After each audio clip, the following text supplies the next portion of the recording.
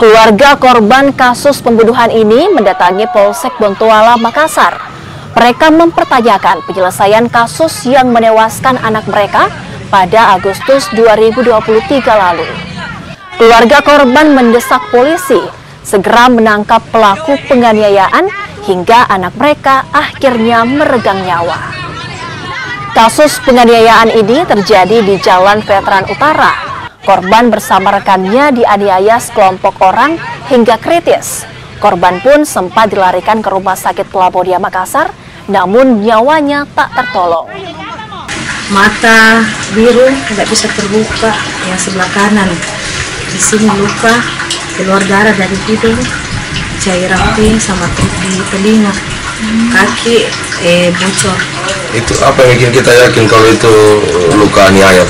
Matanya sama kepala. Gitu. Iya. Ini sendiri korban kecelakaan, Ibu? Iya, 4 orang. 4 orang. Iya. Tapi yang temannya satu sadar. Kita tahu.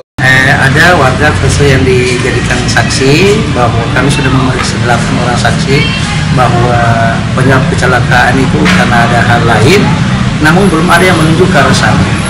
Kami masih melakukan penyelidikan sesuai dengan pasal 184. Kami belum menemukan alat bukti untuk mengarah untuk ditingkatkan ke tingkat penyidikan. Jadi masih penyelidikan saudara. Sejauh ini ada berapa yang diperiksa saksi dalam kasus ini? Sudah 8 saksi yang Sudah 8. tapi belum ada yang mengarah ke sana. Oh, kalau boleh tahu kronologis singkatnya seperti apa memang sampai terjadi?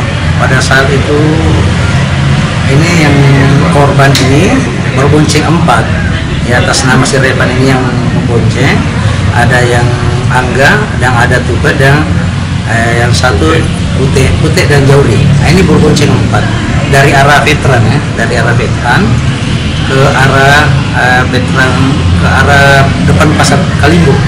Nah, di sana pada saat itu dia sempat menabrak kendaraan bermotor yang diparkir.